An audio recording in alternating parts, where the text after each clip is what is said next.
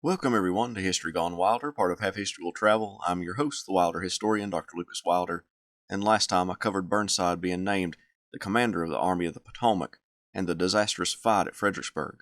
Now we move with Burnside on his mud march and west to Kentucky. If you like what I do, please consider subscribing to the channel if you haven't done so already, join the Patreon page, or purchase something from the Teespring store or Etsy shop. Every little bit helps. Thank you.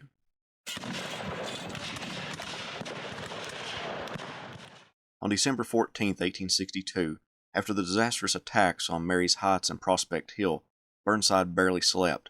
A few naps during the day that lasted an hour and one that lasted 30 minutes gave him a few moments of rest, but his staff commented on him being anxious and complaining of stomach pains. Earlier, he had sent an aide to tell Henry Halleck, the general-in-chief, about the battle. The aide brought back word that Halleck favored renewing the attack and didn't think withdrawing across the river would be good morale for the army or the country. Burnside learned from his subordinates that the men couldn't hold the town. It was just not defensible. With tears running down his face into his famed facial hair, he dictated the orders to withdraw from Fredericksburg. By the morning of December 16th, all the army evacuated the town and moved back across the river. The army was divided. Some soldiers called Fredericksburg Burnside's slaughterhouse, but others were more optimistic, saying, "He has the whole confidence of his soldiers, who will follow wherever he leads." Nevertheless, Burnside was distraught. Less than a week after the battle, a group of congressmen came to Burnside's headquarters and spoke with him about the engagement. The politicians found fault with William B. Franklin's actions, thinking them negligent. After a few days, the Northern press began to take their attention and blame away from Burnside. They directed it towards Henry Halleck, Abraham Lincoln, and the Lincoln administration for pressuring Burnside into attacking. Burnside heard about these attacks and said, "I'll put a stop to that," writing a long article taking all the blame upon himself. After his staff begged him not to submit the article, Burnside decided to go see Lincoln about such an article. Lincoln had no objections with him writing the letter to the papers, and Burnside finished the letter and submitted it to the New York papers. While Burnside wrote the letter to the papers and met with the president, Joseph Hooker met with the congressional delegation to impress them and make friends with the influential men. By the end of December, Burnside received reports from Halleck that there was an increase in Confederate movement in the Shenandoah Valley and near Fort Monroe. Halleck blamed that on the stationary Army of the Potomac. Burnside took that as a jab at himself, which it was, so, to rectify it, he planned for a large flanking movement. As he did so, a division commander, John Newton, and a brigade commander, John Cochran, both from William B. Franklin's Grand Division, went north to Washington on leave to find anyone important and tell them that Burnside was incompetent. They eventually made their way to the president and told him about their doubt in the army commander. Lincoln, probably as a response to the discussion, wired Burnside telling him not to make a movement without consulting the administration. Burnside called off the movement, then sailed for Washington to meet with the president. Lincoln told Burnside that some officers had questioned his ability, but wouldn't turn over their names. Burnside then proceeded to tell Lincoln in granular detail about his plan to flank Robert E. Lee's army. The president said he would bring this idea to Halleck and the Secretary of War Stanton. Burnside went on to say that after the failure at Fredericksburg, he should be replaced as head of the army.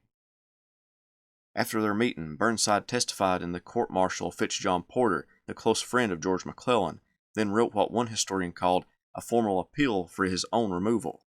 In it, he wrote to President Lincoln, "It is of the utmost importance that you be surrounded and supported by men who have the confidence of the people and of the army, and who will at all times give you definite and honest opinions in relation to their separate departments, and at the same time give you positive and unswerving support in your public policy." He concluded with an appeal to leave the army and go back to public life, but stated he was willing to stay in the army if his services were needed. He delivered the letter to the president in a meeting with Lincoln, Halleck, and Stanton. Lincoln read the letter, then handed it back to the general without saying a word. Then asked Halleck what he thought of Burnside's plan to flank Lee's army. Halleck simply stated that field operations were the prerogative of the field commanders and didn't approve or disapprove of the plan. Burnside left without much of an answer from the Lincoln administration. Burnside, back at headquarters, demanded to know who went behind his back to the president, but no one was forthcoming, although he suspected it was someone in Franklin's command. Now Burnside needed to choose a path, either stay immobile or go on the attack. Staying immobile would only make the situation worse for himself and the administration when the public demanded success, so he decided to go on the offensive. His army was large, but it was shrinking. Desertions and resignations were up. Both can partially be attributed to the lack of confidence in Burnside and the implementation of the Emancipation Proclamation. When one lieutenant from a Michigan regiment tried to resign on the grounds that he disagreed with the Emancipation Proclamation, Burnside met with the man and gave him a tongue lashing about thinking he knew better of how to conduct the war than the administration and his superior officers. The man was thrown onto a guardship, and preparations for a dismissal were begun.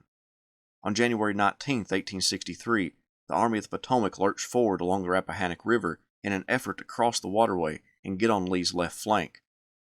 For 3 weeks it had been cold but clear, which means if the flanking maneuver would have started when Burnside intended, when it was delayed by the actions of Newton and Cochrane, then the weather would have worked for the benefit of the Union Army. Instead, heavy rains made the roads turn to mud, and men, horses, and wagons became stuck in the quagmire. The march became another disaster attributed to Burnside, forever known as Burnside's Mud March. Disappointed, the army moved back to its original spot opposite Fredericksburg. By this point, Burnside was sick of all the uncooperative subordinates and formulated General Order No. 8, which dismissed and relieved those officers giving Burnside the most trouble. Before it was issued, he wanted to bring the issue up to the President. The journey to Washington was miserable for Burnside and his staff.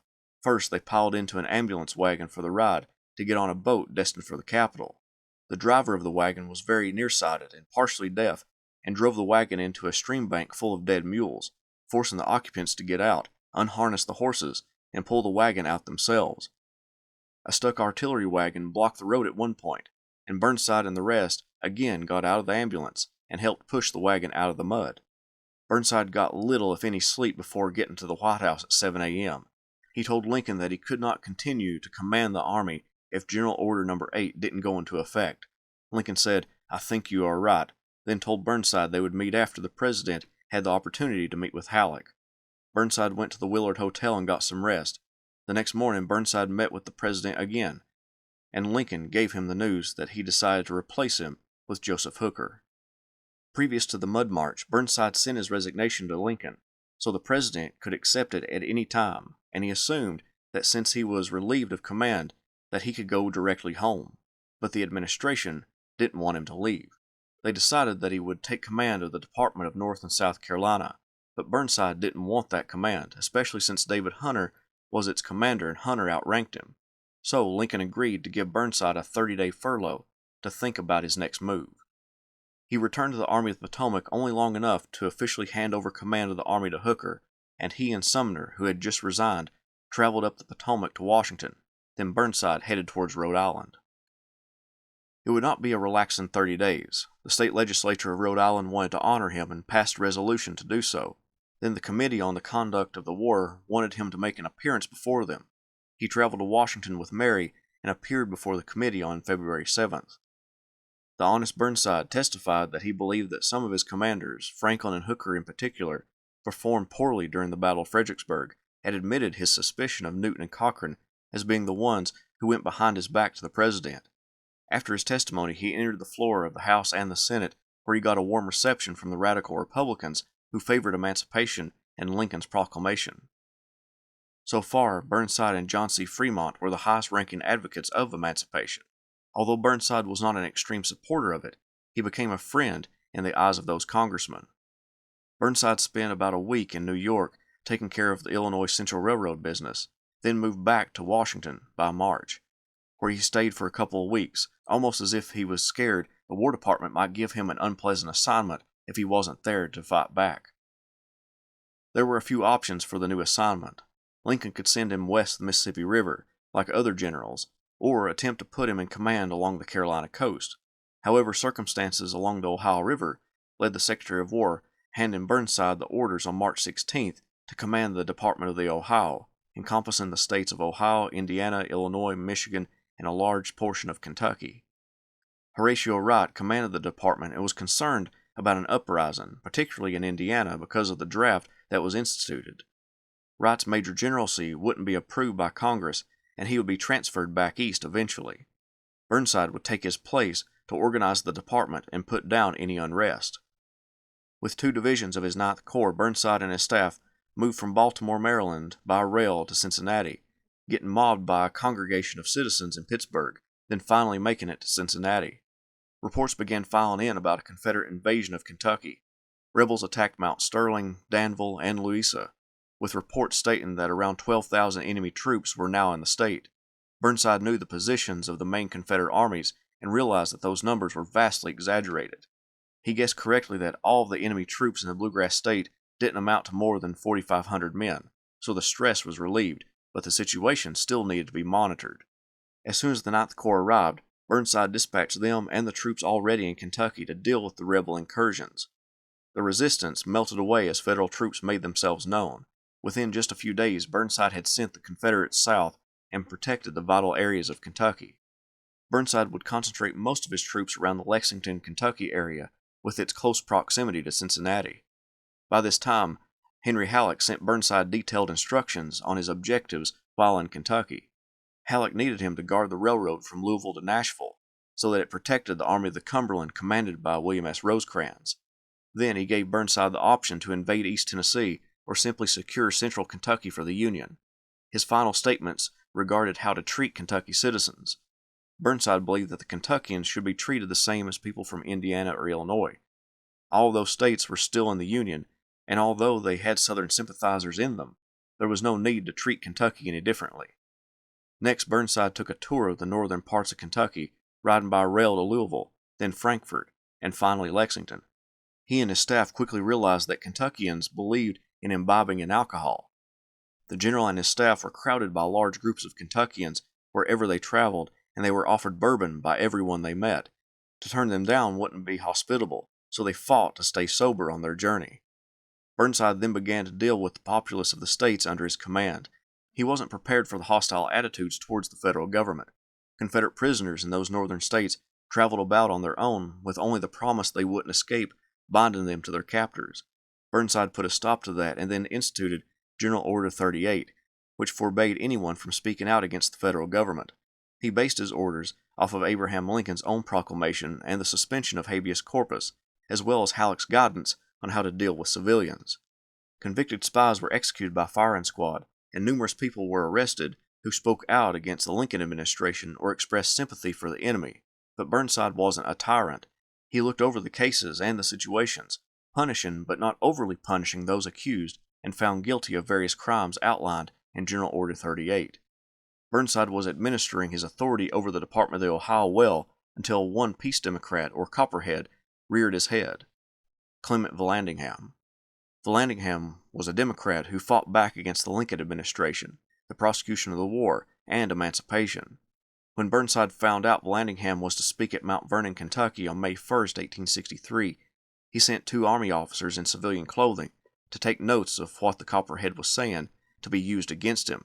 Of course, Vallandigham spoke out against the administration and General Order 38. Burnside had him arrested and put in jail outside Cincinnati. His arrest, however, sparked a riot in Dayton, Ohio, which resulted in the burning of a Republican newspaper print shop and the discovery of 200 muskets and a swivel gun in a Democratic newspaper print shop. Burnside now believed he had enough evidence against the Copperheads to take further actions and bring Vallandigham to trial. Although General Order 38 was strict, Burnside was fair. As one of his biographers wrote, even in his determination to crush the seditious element, Burnside had not lost his innate sense of justice. He might reach into the ranks of legitimate dissidents in his quest for traitors or stretch the jurisdiction of military tribunals, but in all other respects he insisted upon fair play. Unlike others in his government, he refused to respond to anonymous complaints against individuals or to act upon any charge of disloyalty that failed to cite specific offenses and list witnesses. Nor did he resort to long pretrial confinements in miserable dungeons. As far as Burnside was concerned, the accused was innocent unless and until the military panel found otherwise.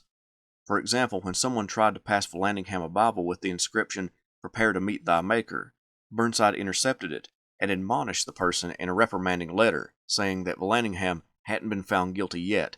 He went further in the letter, stating, "You, a worm of the earth, have dared to use the word of Almighty God as a means of expressing personal hate.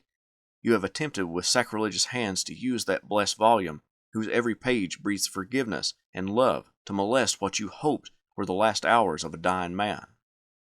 The court found Vallandigham guilty of violating General Order 38 and sentenced him to imprisonment for the duration of the conflict. Burnside chose the prison at Fort Warren in Boston Harbor, but Abraham Lincoln intervened, believing that imprisonment would make Vallandigham a martyr.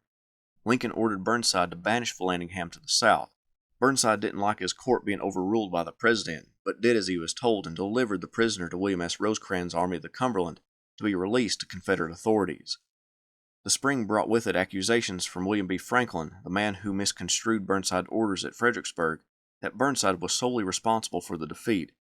Burnside had never hid his responsibility for the failed attacks, but wanted due blame to go to those responsible, which he named Franklin as the one with the most blame of his subordinates. Burnside never wanted to bring up those issues, but when a public accusation emerged from Franklin, Burnside told one of his staffers, "I shall not get into a controversy, but if it is necessary, I will write one letter that will strip the hide off that man in about a minute." He wrote a response that seemed to push back against all the allegations Franklin made. In May and June 1863, multiple Union armies were on the move. Ulysses S. Grant and the Army of the Tennessee advanced on and laid siege to Vicksburg. George Gordon Meade and the Army of the Potomac chased after Robert E. Lee and the Army of Northern Virginia into Pennsylvania, and William S. Rosecrans' Army of the Cumberland launched the Tullahoma Campaign to drive the Confederate Army of Tennessee from Middle Tennessee and capture Chattanooga. It would be with this last army that Burnside would coordinate movements. Burnside formed his two divisions of his Ninth Corps with another division that he labeled the 4th Division of the Ninth Corps, then consolidated all the original forces in his department into the new 23rd Corps. Stationing them along the Cumberland River in Kentucky, Burnside coordinated with Rosecrans to begin moving against East Tennessee as Rosecrans drove Braxton Bragg's army back toward northern Alabama and Georgia. However, as Burnside was about to step off his two corps to secure the left flank of Rosecrans' advance, Henry Halleck ordered Burnside to send all his available troops to Grant at Vicksburg. Halleck feared that the depletion of troops from the Confederate Army of Tennessee to Mississippi would overwhelm Grant. Burnside informed Halleck that that meant Rosecrans would be on his own in the Tullahoma campaign, but Halleck wouldn't hear anything different. The two divisions of the Ninth Corps marched away, leaving Burnside an incredibly small force to guard Kentucky with. More trouble arose for Burnside when he began to crack down on more newspapers, specifically the New York World and the Chicago Times. He forbade its distribution within his department and began getting outcries that he violated the First Amendment by suppressing the freedom of the press. Word of his actions got to the desk of Abraham Lincoln, and he ordered Burnside to cease his attacks on the two papers. However, later, Lincoln himself would forbid the distribution of the New York World and another paper. Nevertheless, Burnside's attacks on the papers came to an end. Riots throughout the North also occupied Burnside's time as Northerners who protested the draft, rioted, and attacked enrollment officials, murdering some. Using what troops he could afford, he sent them throughout Indiana, Illinois, and Ohio to suppress the rebellious Northerners. Much of Burnside's success in putting down the riots is due to the efforts of Orlando B. Wilcox, who worked with Democrats from those states to get their constituents to agree to abide by the laws. With his department safe, Burnside turned his attention toward East Tennessee, now commanded by one of his old friends, Simon Bolivar Buckner. He ordered two raids, one into East Tennessee by William P. Sanders and one into southwest Virginia, to attack the salt works located there. The raid to the salt works got mired in mud before ever reaching the Virginia border, but Sanders' raid destroyed railroad bridges on the East Tennessee and Virginia Railroad, capturing hundreds of prisoners, causing the Confederacy incalculable damage. However, another raid began to occupy his time by July 1863. Confederate cavalryman John Hunt Morgan began his raid that took him into Indiana and Ohio. Amid the turmoil of those states calling for Burnside's help, Halleck telegraphed Burnside telling him that Kentucky didn't need to be protected and that an invasion of East Tennessee was needed. For the moment, Burnside felt that John Hunt Morgan, operating behind his lines, would prevent his invasion of East Tennessee. To protect the cities, Burnside declared martial law in Cincinnati, Covington, and Newport, calling out the militia, which would have been 5,000 men, but it only sent 1,500. To cut off any route across the Ohio River, Burnside ordered steamboats to traverse the waterway parallel with the Confederate raiders. Soon, Sanders and two cavalry regiments were in close pursuit of the enemy as they made their way across the Ohio countryside. Eventually, more militia came out, and cavalry under James Shackelford was able to corner John Hunt Morgan and what was left of his band of men near Steubenville, Ohio. The threat to Ohio and Indiana was over. Now Burnside could turn his attention toward East Tennessee.